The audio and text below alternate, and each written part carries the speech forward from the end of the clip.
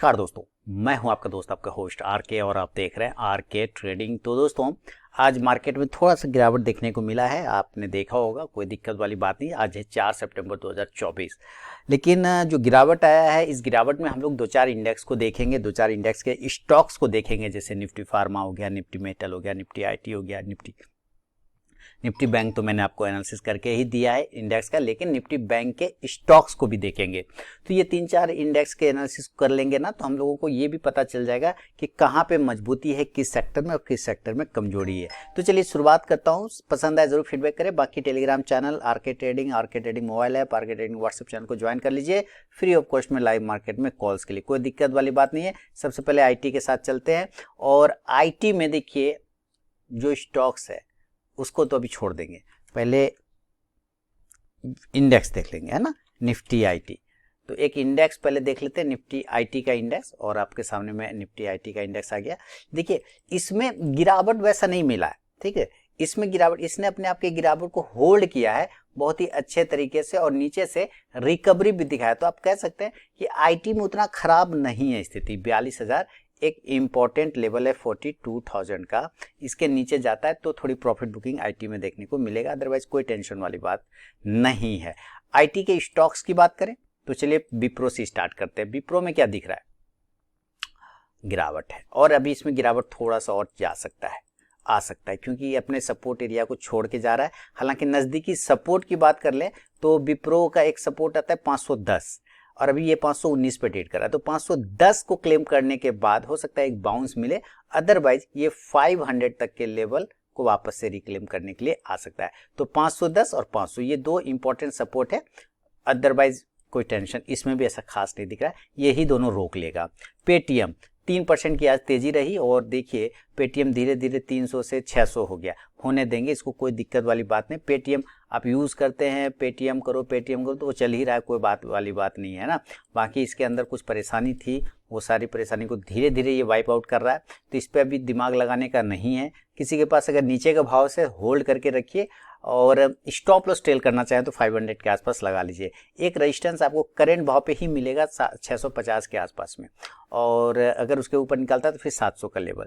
Birla soft एक multi bagger stock रहा, 75 से लेके 600 तक का लेवल है, ऊपर और भी गया हुआ था, लेकिन अभी 600 का है। मैं इसको 75 से दे रहा हूं, और अब पता भी है, आप लोग पुराने में व्यूअर होंगे तो आपको पता होगा। अभी इसमें खराबी नहीं दिख रही है, बिल्कुल ये सही स्टॉक्स है, खराब बिल्कुल भी नहीं है। थोड़ा सा गिरावट है जो कि पूरा ग्लोबली है, तो उसके वजह से 700 को अगर ये ब्रेक करता है तो मूवमेंट बन जाएगा। हालांकि इंट्राडे में अगर ये 670 को निकाल देता है तो एक मूवमेंट देखने को बनेगा। हैप्पीएस्ट माइंडसेट की बात करते थे, हैप्पीएस्ट माइंडसेट में भी सीधे सीधी गप है इसका कि भाई 790 के नीचे हम कमजोर हो जाएंगे, 810 के ऊपर पॉजिटिव हो जाएंगे। इंट्राडे में 10-15 पॉइंट का मूवमेंट आपको यहां से करके दिखा सकता है। न्यूजेन सॉफ्टवेयर, इसको भी मैं कंटिन्यू बोलता जा रहा था, ऐड करिए, आज 325 के लेवल से इसको बोल रहा था, और ये देखिए जबरदस्त स्टॉक हो गया ना। आप मेरा निफ्टी फार्मा मेटल वाला अगर वीडियो देखते होंगे पहले, जो कि मैंने फिलहाल बंद कर रखा है, तो उसमें मैं हमेशा इसको बोलता था भाई इसको ऐड करो, और ये जबरदस्त 1050, ओहो जबरदस्त 1000 का एक इंपॉर्टेंट सपोर्ट एरिया है, उसको तोड़ेगा तो खराब होगा, अदरवाइज कोई परेशानी नहीं है। जस्ट डायल, अरे अब तो ये मुकेश अंबानी जी की कंपनी नहीं, जस्ट डायल ना, हाँ इसमें हिस्सेदारी खरीदा है ना, हाँ कब खरीदा है, 2-3 साल हो गए। अब देखिए इसमें क्या है, इसमें एक 1200 का सपोर्ट है, उसके नीचे गया तो खराब होगा, नहीं जाएगा तो कोई खराबी वाली बात नहीं है। अब वो भी कितना खराब होगा, थोड़ा मोड़ा, चलिए इसको मैं इधर साइड कर देता हूँ। 1200 के नीचे जाने पे खराब होगा, अदरवाइज कोई दिक्कत नहीं है। और 1200 का लेवल आता है ये एरिया, ठीक है। और मुझे लग रहा है एक मूवमेंट अगर 1315 के ऊपर निकाल दे तो एक मूवमेंट देखने को आपको मिलेगा।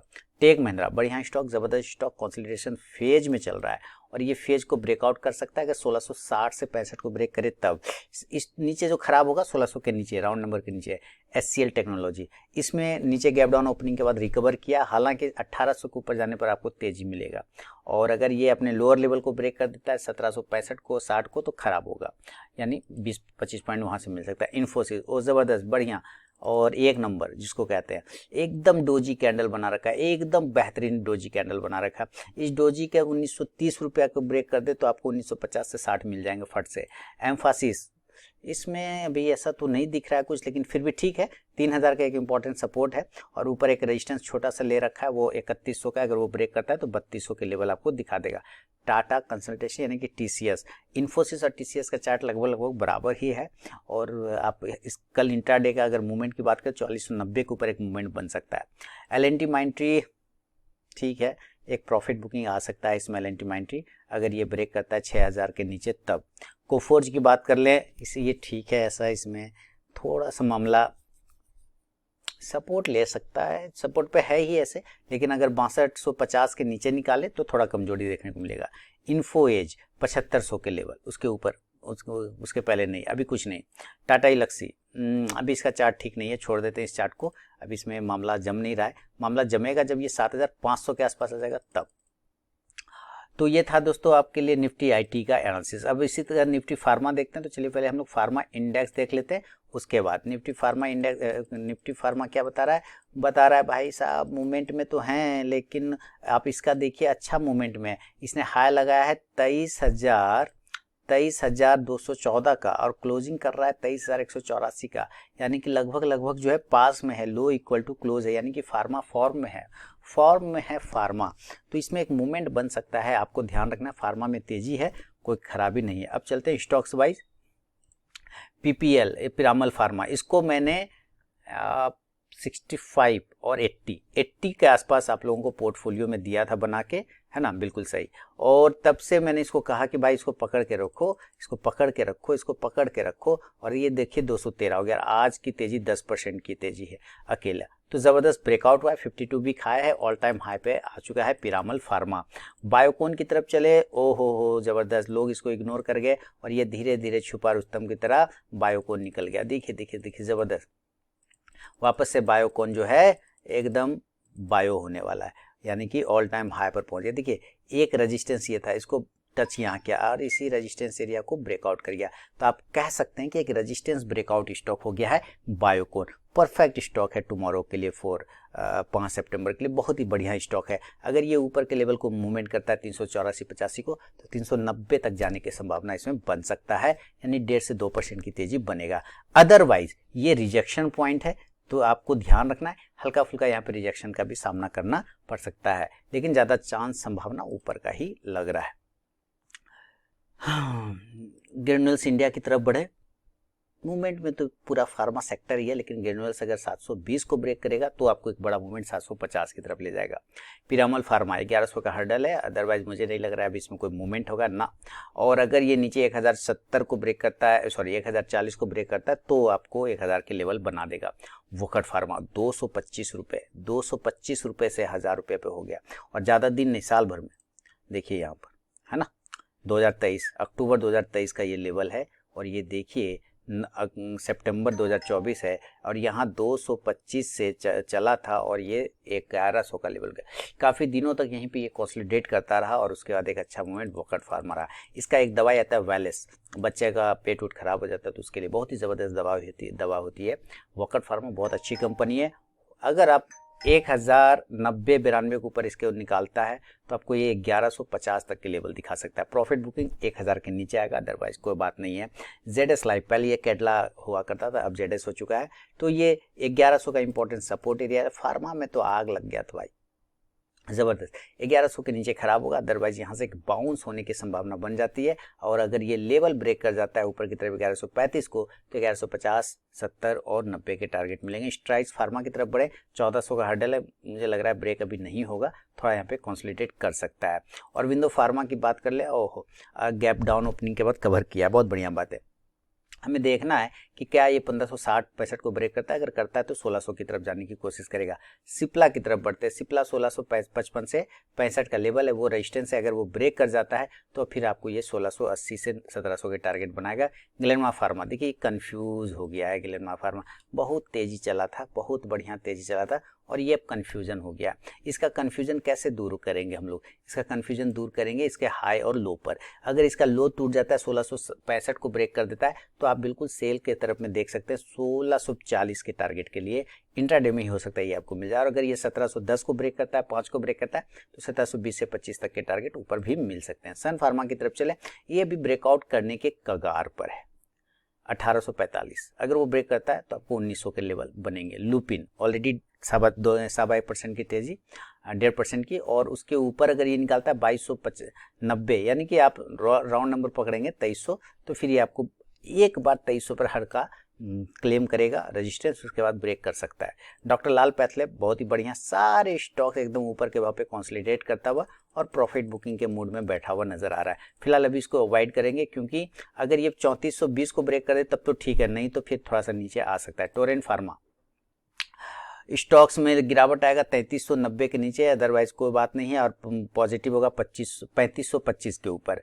डिविज लैब की तरफ चलते हैं। डिविज लैब में ठीक है, ऐसे तो कोई खराबी नहीं, सपोर्ट बना ही लिया है। आप देखिए यहाँ से सपोर्ट लेने की कोशिश किया है, और ऊपर अगर ये 5150 ब्रेक करता है तो 5200। डॉक्टर रेड्डी सेल कर दे, अगर ये 6750 के नीचे आता है तो, अगर ये 6790 6800 पकड़ लेते हैं राउंड नंबर, 6800 के ऊपर अगर निकल जाए तो फिर ये पॉजिटिव हो जाएगा।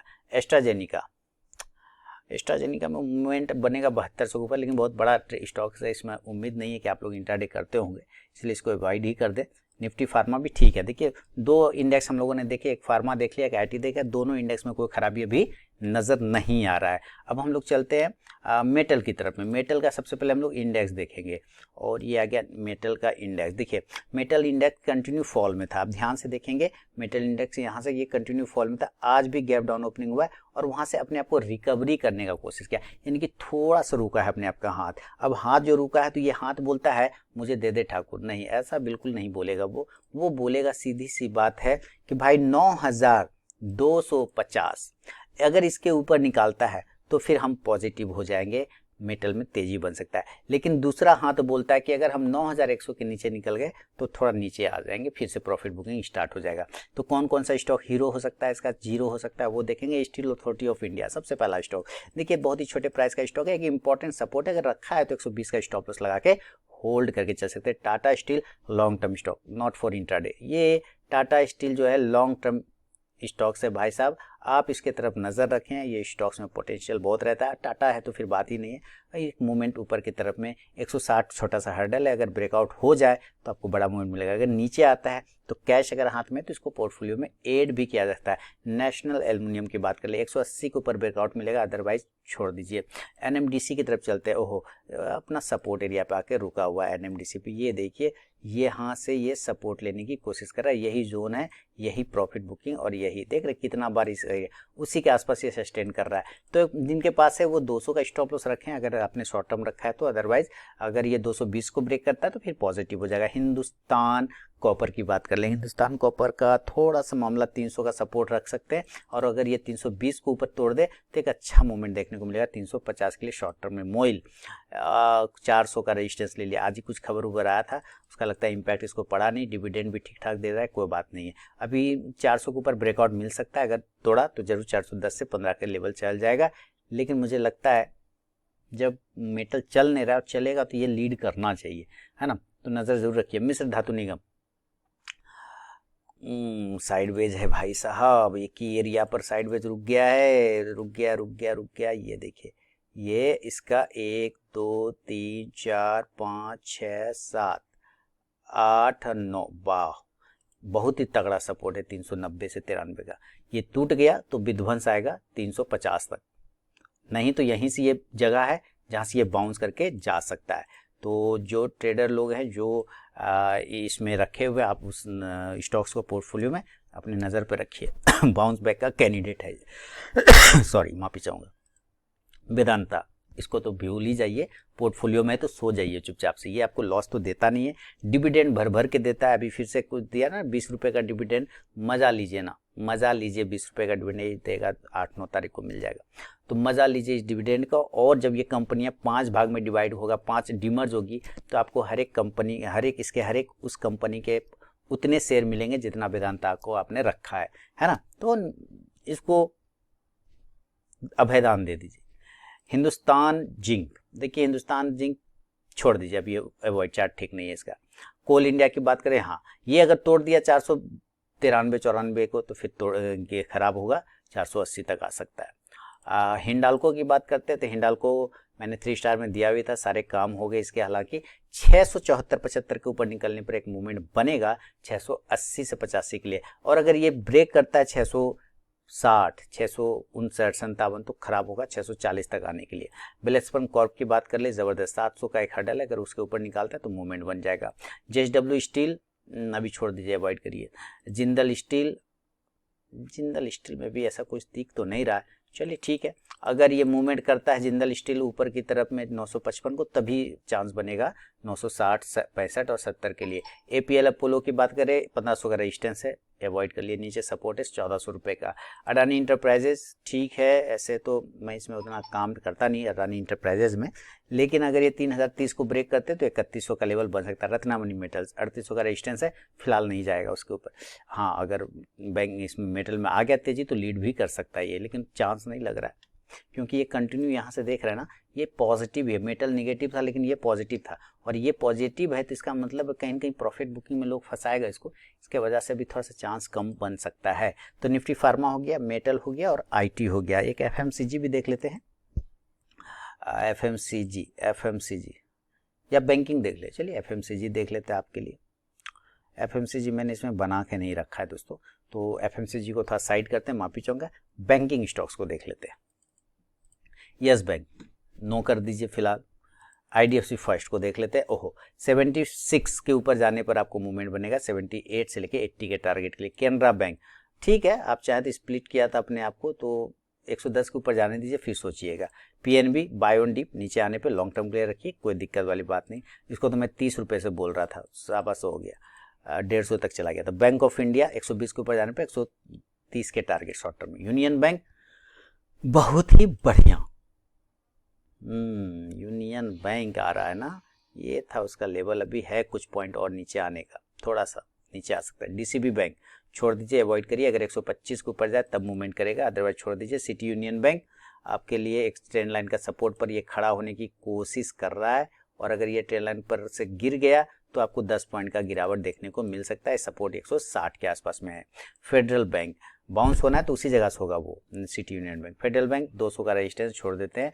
बंधन बैंक की तरफ चलते हैं, 225 जब तक ब्रेक नहीं करे इसको ऐसे ही साइडवेज रहेगा। आरबीएल बैंक इसको भी अवॉइड करिए, चार्ट सही नहीं है, अभी कुछ खास नहीं दिख रहा है। करूर वैश्य बैंक की तरफ चले, बिल्कुल करूर वैश्य बैंक अगर 220, 23, 24 ये सब है, अगर ब्रेक करता है तो आप मूवमेंट करेगा 230 के लिए।